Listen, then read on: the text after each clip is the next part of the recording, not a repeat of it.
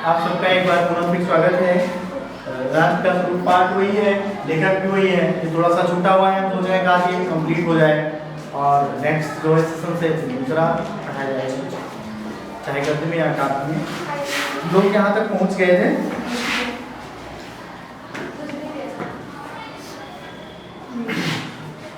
मात्र भूमि पर निवास करने वाला मनुष्य राष्ट्र का दूसरा अंग है। मतलब पहला अंग तो भूमि थी और दूसरा अंग क्या है? लोग, जन। ये दूसरा अंग है। तुम तीन अंग हो गए, दूसरा अंग लोग है। पृथ्वी हो या मनुष्य तो राष्ट्र की कल्पना असंभव है। पृथ्वी और जन दोनों के सम्मिलित से ही राष्ट्र का स्वरूप संपादित होता है। जन के कारण ही पृथ्वी महाद्वीपों की संख्या प्राप्त करती है। यहाँ तक तो हो गया था ना। अब यहाँ से है यह भाव जब सशक्त रूप से जागता है तब राष्ट्र के निर्माण के स्वर वायुमंडल में बन लेते हैं। मतलब लोगों के बीच में यह बात जाने लगती है। और क्या कि हम जो है अपनी पृथ्वी के प्रति कितना सजग हैं, हम अपने लोगों के प्रति कितना सजग हैं, और जो लोगों का व्यवहार है लोगों के प्रति या पृथ्वी या प्रकृति के प्रति, प्रकृति के अंदर तो सब कुछ आ जाता है। हमारे व्यवहार, हमारे जो भी चीज़ें हैं वो प्रकृति के अंदर ही हैं। हम आप क्या है? प्रकृति की ही तो देन है। प्रकृति किसको कैसे देखो, किस तरह की चीजें हैं। आगे देखो, नमो मात्रे पृथ्वी, नमो मात्रे पृथ्वी। माता पृथ्वी को क्या है? प्रणाम। माता पृथ्वी को प्रणाम। एक चीज हम देखते हैं, सुबह जब उठते हैं बिस्तर से, तो ये हमारी संस्कृति भी है, सबसे पहले धरती माता का पैर छूते हैं। अपना पैर पड़ने से पहले उनको क्या करते हैं? पैर छूते हैं ना, मस्तक पे लगाते हैं, माँ अच्छा करना, तब जाके पैर। नियमता यही है, हमारी संस्कृति यही है। लेकिन उतना लोग कर नहीं पाते, करना चाहिए। ऐसा होना चाहिए, क्योंकि उन्हीं के दिया हुआ सब कुछ है, कुछ नहीं है कोई। नश्वर संसार में क्या है? यह जो लोक है, यहाँ तो कोई चीज चिरकाल तक, लंबे समय तक तो स्थायी रहने वाली नहीं है। जो निश्चित है प्रकृति का नियम, जिसका जन्म हुआ उसका अंत सुनिश्चित है। मतलब जो धरती पे आई उसका जाना, जो चिरकाल से है, हजारों साल से वो तो चलती आ रही है। मैंने शुरू में उस क्लास में बताया था कि जो नदियाँ हैं, पहाड़ हैं, पर्वत हैं, बहुत सारी ऐसी चीजें हैं जो हजारों साल से रही, उसमें कोई असर नहीं है। अगर कहीं कोई क्षति हुई तो मनुष्य के द्वारा की गई। पहाड़, कितने बड़े बड़े पहाड़ तोड़े जा रहे हैं ना, तो एक तरह से प्रकृति के साथ वो खिलवाड़ ही है। ऐसा होना नहीं चाहिए। यह प्रमाण भाव ही भूमि और जल का दृढ़ बंधन है। क्या है? यही लोगों को बांधता है। जब हम इस भाव से जुड़े होते हैं कि पृथ्वी हमारी माँ है, और एक माँ के प्रति मेरा क्या दायित्व है, एक संतान को अपनी माँ के प्रति क्या दायित्व है,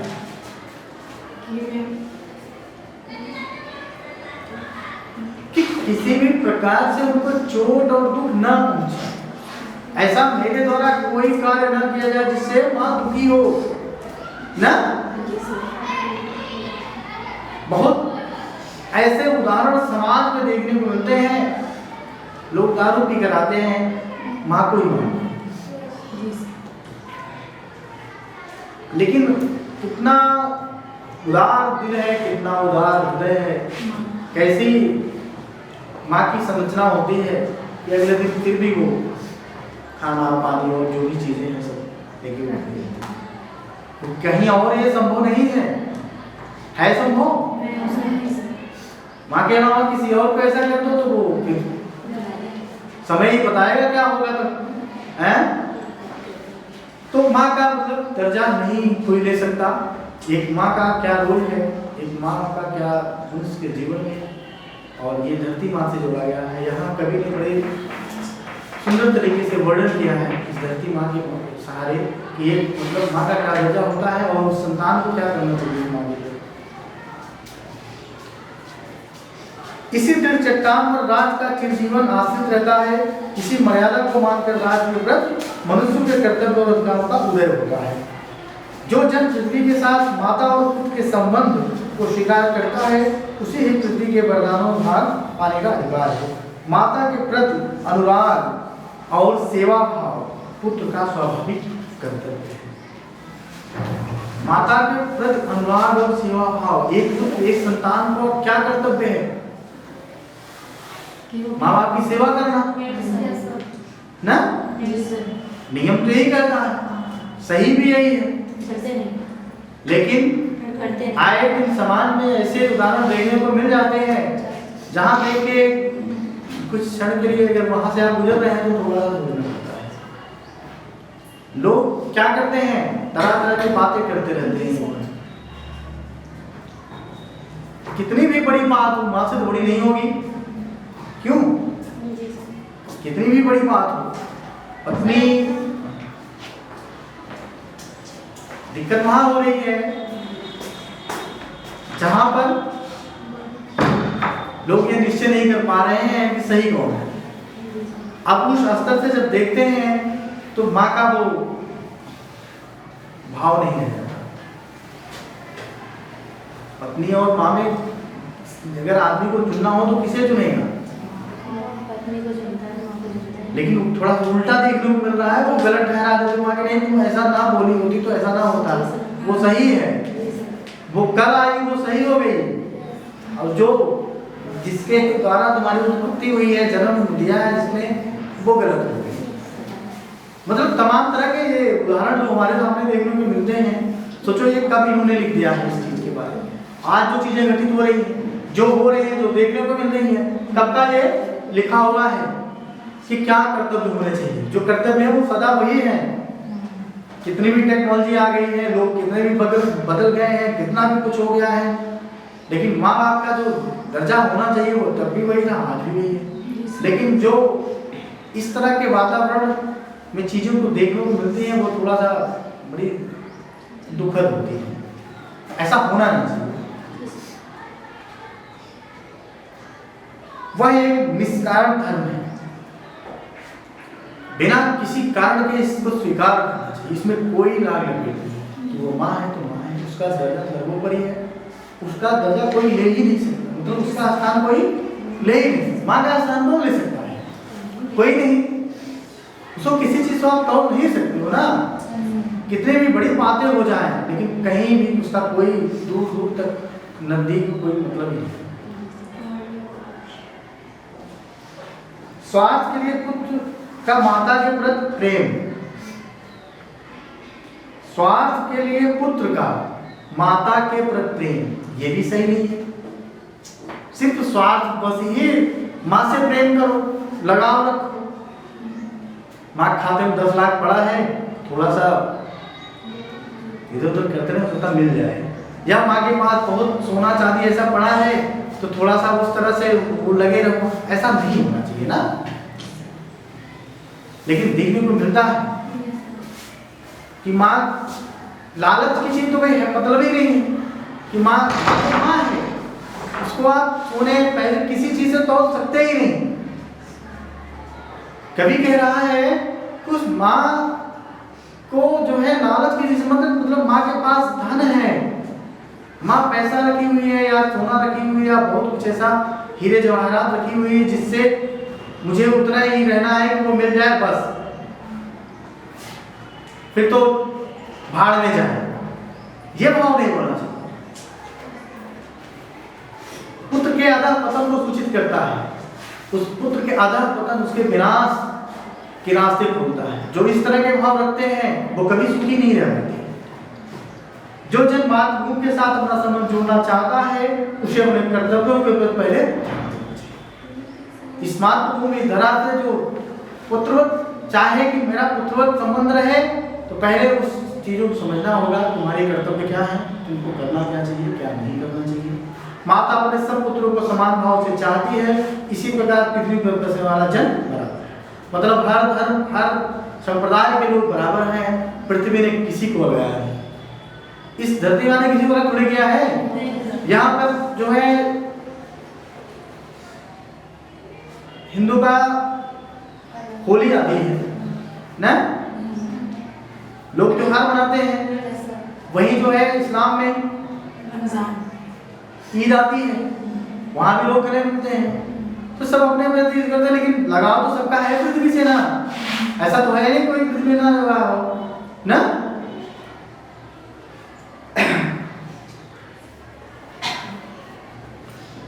माता अपने सब पुत्रों को समान भाव से चाहती है।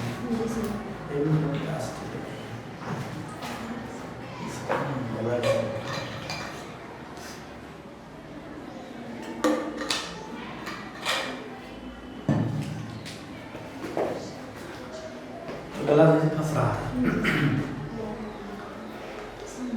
किसी माँ को मान लो 3 बेटे हैं, 4 बेटे हैं, क्या वो भेदभाव करती है? सबको तो एक समान से देखती है ना। मैंने अभी क्या बताया? 4 कुआं हैं किनारे किनारे, एक बीच में है। वो जो बीच में है वो चारों को भर देता है, सबको भरता है। लेकिन अगर वही जब समय बदलता है, जब परिस्थितियां बदलती हैं, जब समय थोड़ा सा आगे बढ़ जाता है, मतलब वो बच्चे बड़े हो जाते हैं, एक माँ है एक बाप है, जो वो बीच में उसकी 4 संतानें हैं, तो जब वो छोटे हैं तब उनको जैसे तैसे अपने पेट काट करके या जो भी उनको करना पड़ा उनके पालन पोषण के लिए वो उन्होंने किया, ठीक है, वो कर गए। ना बहुत अच्छा पहना सके या तन तो ढकी दिया, ना बहुत अच्छा खिला सके तो चलो ठीक है भूखे ना सोने दिया। लेकिन जब वही समय बदलता है और उनको वो चीज़ करनी पड़ती है, उन बच्चों को चारों को, तो पारी लगा देते हैं। 5 दिन तुम्हारे यहाँ खाएंगे, तो 5 दिन हमारे यहाँ खाएंगे, तो 5-5 दिन बांट दो, 10-10 दिन बांट दो। सो तो क्या मतलब कितना उदार होता है उस माँ का दिल। यही बताया इस पाठ के माध्यम से एक इंसान को किस तरह से अपने जीवन को निर्वहन करना चाहिए और कितनी जिम्मेदारियां हैं, कितने उसमें प्राकृतिक चीजें जो हैं वो हम कैसे कर पाएंगे। उसमें ऊंच और नीच का भाव नहीं होता, वो सबको समान दृष्टि से देखती है, किसी को बड़ा छोटा नहीं समझती।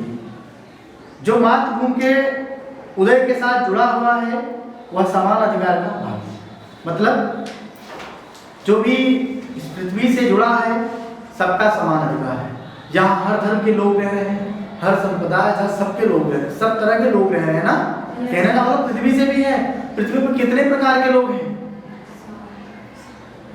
हिंदू मुस्लिम सिख तमाम धर्मों के लोग हैं, बहुत अमीर भी हैं, बहुत गरीब भी हैं, चल तो इसी पर रहे हैं सब। इस धरती माँ ने किसी के साथ कोई भेदभाव नहीं किया है कि कोई बहुत बड़ा धनवान है उसके लिए अलग से कोई रास्ता बना दिए है, या कोई बहुत गरीब है या किंचन है उसके लिए कोई ना, वही है उसी में सबको चलना है। मतलब एक जो माँ का भाव है वो अपने संतान के प्रति बराबर होता है। कहने का मतलब जो मातृभूमि के साथ जुड़ा हुआ है उसका भी अधिकार उतना ही है। पृथ्वी पर निवास करने वाले जनों का विस्तार अनंत है। पृथ्वी पर निवास करने वाले लोगों का जो फैलाव है अनंत माने हाँ इन्फिनिटिव क्या कहते हैं, हाँ अनंत। नगर और जनपद, पुर और गांव, जंगल और पर्वत नाना प्रकार के जनों से भरे हुए हैं। ये जन अनेक प्रकार की भाषाएं बोलने वाले और अनेक धर्मों को मानने वाले हैं, फिर भी ये मातृभूमि के मतलब कोई कुछ भाषा बोलता है, कोई तमिल बोलता है, कोई तेलुगु बोलता है, कोई हिंदी बोलता है, कोई अंग्रेजी बोलता है, कोई पंजाबी, कोई गुजराती, कोई मराठी, लेकिन लगाव सबका कहाँ से है? पृथ्वी से है ना। भाषा के आधार पर तो कोई अलग नहीं है, बोले चाहे जहाँ कोई रहे, कोई चाहे जहाँ, लेकिन पृथ्वी से लगाव है ना।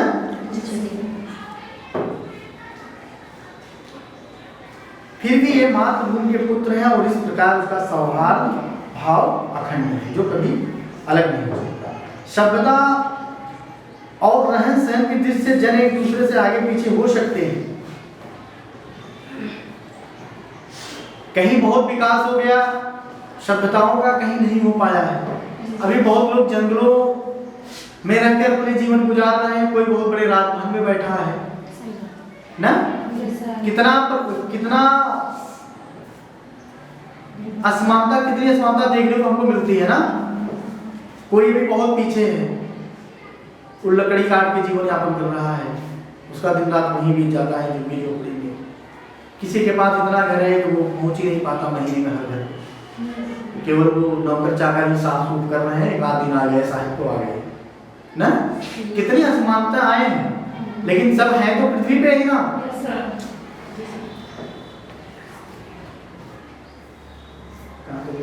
किंतु इस कारण से मातृभूमि के साथ जो उनका जो संबंध है उसमें कोई भेदभाव उत्पन्न नहीं हो सकता। पृथ्वी के विशाल प्रांगण में सब जातियों के लिए समान क्षेत्र है, हर प्रकार की जितनी भी जातियां हैं सबके लिए वही भूमि है। समन्वय के मार्ग से भरपूर प्रगति और उन्नत करने का सबको एक जैसा अधिकार है। मतलब सबको अच्छे तरीके से व्यवहार, समन्वय, एक दूसरे से मिलजुल के जो रहने का जो है वो सबको वही मिला है। कोई रह पा रहा है या नहीं रह पा रहा है ये उसकी करेंगे, ये उसकी गलती है ना, लेकिन ऐसा होना नहीं चाहिए। किसी जन के पीछे छोड़कर राष्ट्र आगे नहीं बढ़ सकता। किसी जन, कोई भी एक ऐसा समुदाय है, आप सोचो कि मैं बहुत तरक्की कर लूं और वो जो बगल वाला है वो वहीं छोड़ जाए, वो भी सही नहीं। राष्ट्र के निर्माण में सबका हाथ ना, भाई सबका साथ होगा तो सबका विकास होगा, नारा है।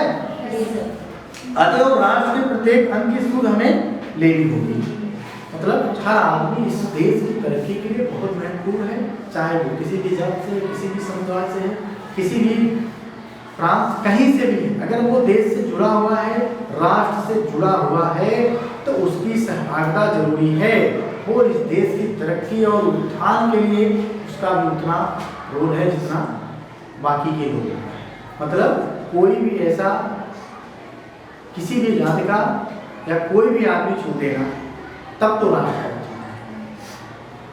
भाई किसी का बहुत कुछ हो जाए, किसी का कुछ भी ना हो, तो ये भी तो सही नहीं है ना। प्रकृति क्या कह रही है, हमने सबको अवसर दिया, हमारे लिए सब समान है, इसलिए सबका दायित्व भी है कि सब एक साथ मिलकर इस कार्य को निर्वहन करना चाहिए। सबको इस कार्य को एक साथ मिलकर निर्वहन करना चाहिए। इसमें किसी का कोई भेदभाव वाली कोई बात ही नहीं है, क्योंकि मैंने किसी के साथ व्यवहार का मतलब नहीं है। सब इस पृथ्वी पे रह रहे हैं समान रूप से, हम मेरे लिए सब समान हो और समान रूप से सबको मिलकर कार्य करना चाहिए। समझ यहाँ पे हो गया। अतएव राष्ट्र के प्रत्येक अंग की सूद हमें लेनी होगी।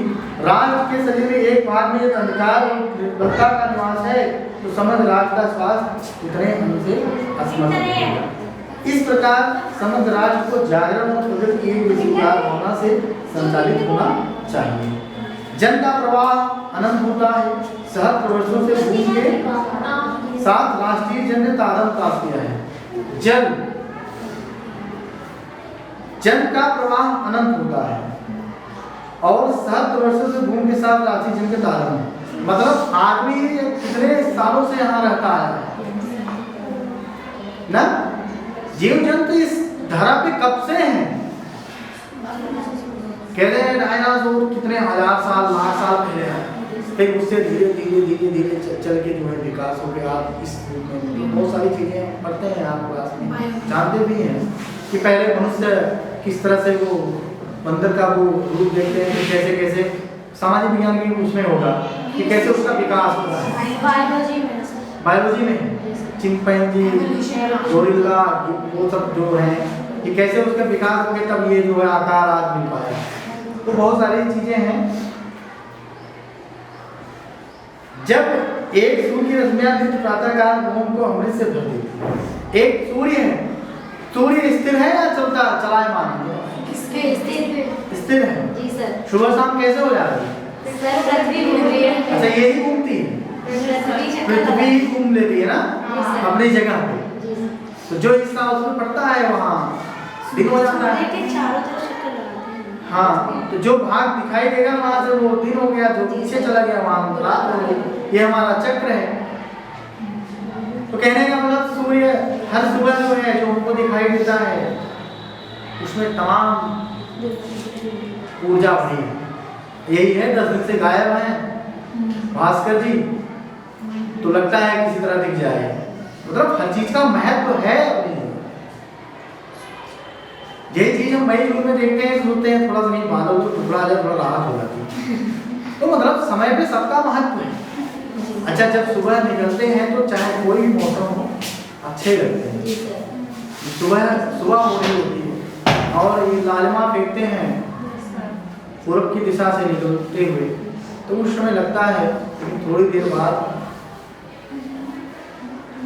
सहन नहीं कर पाते ना। नित्य प्रातः का भुवन भी संसार को अमृत से भर देती है ना। तब तक राष्ट्रीय जन का जीवन भी हमारे इतिहास के अनेक उतार चढ़ाव पार करने के बाद ही राष्ट्र निवासी जन नई उठती लहरों से आगे बढ़ने के लिए अजर अमर है। जन का संतत वाहिनी जीवन नदी के प्रवाह की तरह है, जिसमें कर्म और श्रम द्वारा उत्थान के अनेक धारों का निर्माण होता है ना। कुल मिला के जन का उत्थान, उस संतत वाहिनी अस्थाई जो है जीवन नदी के प्रवाह की तरह है। लोगों का जो विकास क्रम है, नदी बहती है कभी रुकती तो नहीं है ना, ठीक उसी तरह से जीवन भी है, चलता जाता है। अरे रुक जाता तो बहुत लोग रुक जाते हैं यहाँ, रुक जाते ही नहीं, नंबर ही नहीं लगता किसी का दूसरे का, वही रहते। तो ये मतलब समय है, ये रुकने वाला नहीं है, ये तो चलता रहता है। उस नदी के जल की बात जो दिन रात बह रहा है, सोचो वो कितने हजारों साल से बह रही है ना, और जीवन भी कितने हजारों साल से चल रहा है।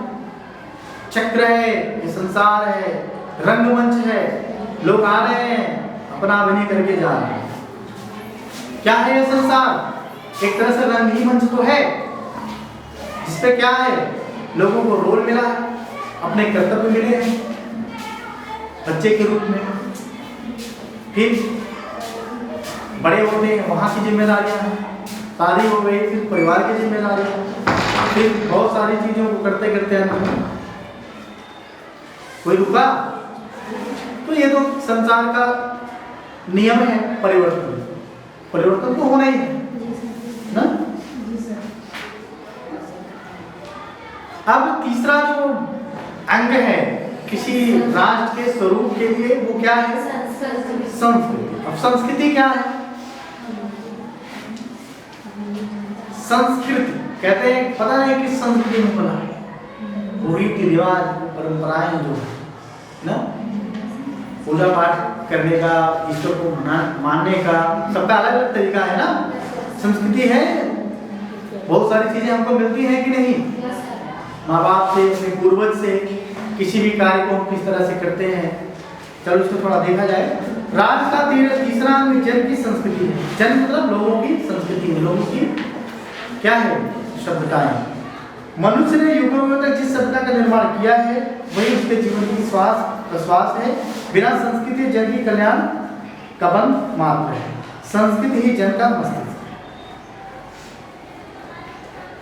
संस्कृति ही जन का मस्तिष्क है। शरीर बहुत सुंदर हो, दिमाग ना हो तब क्या होगा बताओ? तो फिर किसी भी कार्य को वो सही तरीके से कर पाएगा ना। ये मस्तिष्क, ये हमारी संस्कृति है, वो दिमाग का कार्य करता है। उसके बिना जीवन साल, बिना संस्कृति के जन की कल्पना अमन मात्र है। संस्कृति ही जन का मस्तिष्क है। संस्कृति के विकास और अभिवृद्धि के द्वारा ही राष्ट्र की वृद्धि संभव है। राष्ट्र के समग्र रूप में भूमि और जन के साथ साथ जन की संस्कृति का महत्वपूर्ण स्थान होता है। यदि भूमि और जन अपनी संस्कृति से विरहित कर दिया जाए तो राष्ट्र का लोप। जीवन के पिटक का पुष्प संस्कृति है। जीवन, ये जीवन रूपी जो पेड़, पिटक वाले पेड़ है ना, इसका क्या है? पुष्प। कोई ऐसा वृक्ष देखो जिसमें फूल ना आते हो, पुष्प ना लगते हो, तो निरस्सा ही तो है वो।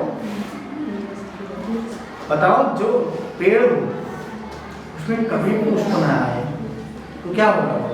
कोई देखेगा? क्यों देखेगा? तो कोई सुंदरता नहीं है। ठीक इसी प्रकार से जो आदमी संस्कृति विहीन है, सभ्यता विहीन है, बहुत सारे अपवाद हैं देखने को मिलते हैं, तो क्यों कोई उससे क्या मतलब रखेगा? भाई इसको सभ्यता ही नहीं बोलने से, क्या बड़ा है, क्या छोटा है, क्या बोलना चाहिए, क्या नहीं बोलना चाहिए ना। बहुत सारी चीजें हैं जो हम सीखते सीखते झूठ नहीं बोलना चाहिए, झूठ बोलना पाप है। बताओ है कि नहीं? जो अक्सर लोग बोल देते हैं बात बात पे।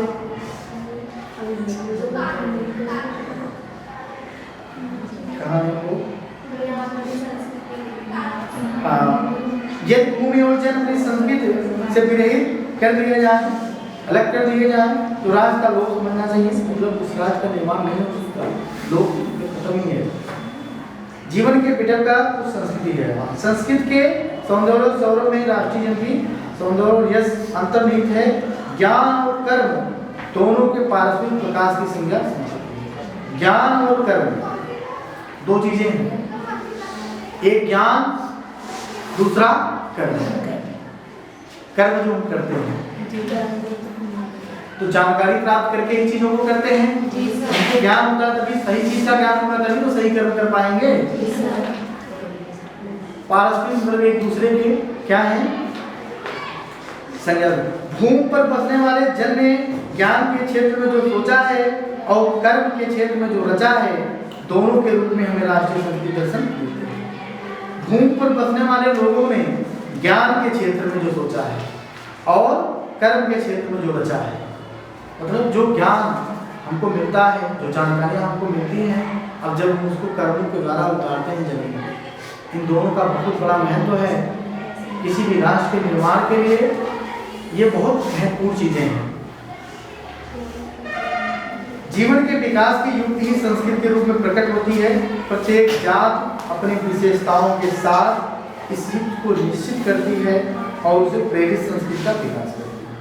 तमाम तरह के नृत्य देखते हैं, अभी जब 15 अगस्त 26 जनवरी पे निकलती है झांकियाँ, तो देखो कितने प्रकार की संस्कृति है वहाँ की, यहाँ उत्तर प्रदेश का, ये तमिलनाडु का, देखते हैं हम कलाकृतियाँ दिखाई जाती हैं। क्या संस्कृति है? कहीं का नृत्य है, कहीं का गरबा है ना, क्या है? हमारी संस्कृतियाँ तो हैं जी सर। भाई। ये जो पूजा पाठ का समय आता है, नवरात्रि का समय आता है, तो उसमें एक अलग उत्सव होता है, हमारी संस्कृति का एक हिस्सा है। बहुत सारी ऐसी चीज़ें हम देखते हैं जीवन में, साल भर में उस पल को जीते भी हैं, उसमें शामिल भी होते हैं ना, जो रीति रिवाज परंपराएं हैं।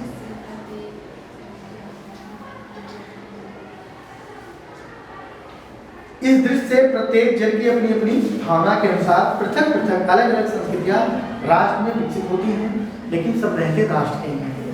जिसको जो मानना है मानने स्वतंत्रता है, लेकिन देश के ही तो हैं भाई। हर धर्म अपने तरीके से चीजों का करते हैं उत्सव, लेकिन जुड़ाव तो सबका है यहाँ से। किसी भी राष्ट्र को सुंदर बनना है तो मैंने 3 चीज आपके पाठ में है, 3 वो बिंदु हैं। क्या क्या? अब याद हो गया होगा सबको, जहाँ तक मैं समझ पा रहा हूँ। भूमि, लोग और संस्कृति। अगर बहुत लोग रहने जाने का ढंग ही ना, तरीका ही नहीं पता, कोई संस्कृति कोई सभ्यता ही नहीं, कहते नहीं लोग कोई सभ्यता है ही नहीं। ये बात हमें अक्सर सुनने को मिल जाती है घरों में। थोड़ा सा हम चीज़ों को गलत हो जाता है हमसे, तो क्या कहते हैं? यही सभ्यता सीख रहे हो, यही स्कूल जा रहे हो, यही सीख रहे हो। बहुत सारी चीज़ें ऐसी हैं जो हमको आए दिन सुनने को मिलती रहती है। परंतु उन सबका मूल आधार पारस्परिक सहयोगिता और समन्वय पर नहीं है। मतलब बिना एक दूसरे के सहयोग से, बिना एक दूसरे से मिले जुले कोई चीज़ नहीं होती, और न ही किसी संस्कृति का निर्माण ना। कितनी संस्कृतियां तरह तरह की हैं, हर धर्म को मनाने वाले लोग हैं, हर धर्म में अलग अलग त्योहार आते हैं, सब अपना मनाते हैं। यही तो खूबसूरती है इसकी। आगे देखिए, जंगल में जिस प्रकार अनेक लता वृक्ष और वनस्पति अपने अदम्य भाव से उठते हुए पारस्परिक समृद्धि से और बुद्धि से प्राप्त करते हैं, उसी प्रकार राष्ट्रीय जन अपनी संस्कृतियों के द्वारा एक दूसरे के साथ मिलकर राष्ट्र में रहते हैं। हम देखते हैं बारिश के बाद कितने तरह के जो है पेड़ पौधे उगाते हैं, कोई किसी का विरोध नहीं करता भाई तुम काहे उग रहे हो।